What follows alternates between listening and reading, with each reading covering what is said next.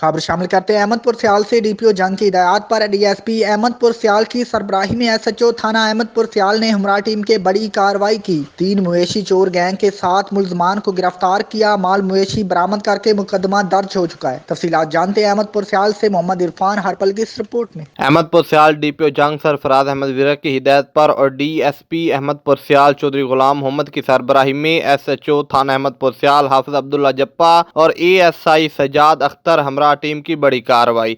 7 मवेशी चोर गिरफ्तार करके मुलजमान के कब्जे से 10,54,000 रुपए के माल मवेशी बरामद किए। इसके अलावा मुलजमान के कब्जे से मोबाइल फोन नकदी भी बरामद की गई। मवेशी चोर मुलजमान से दौरान वारदात इस्तेमाल होने वाले 2 अदद पिस्टल, 1 अदद रिवॉल्वर और 1 बंदूक भी बरामद कर ली गई है। मुलजमान से बरामद होने वाले माल मवेशी थाना अहमदपुर सियाल की पुलिस ने असल मालकान के हवाले कर दिए। कैमरामैन टीम के साथ मोहम्मद इरफान हरपल, सिटी 5 टीवी, अहमदपुर सियाल।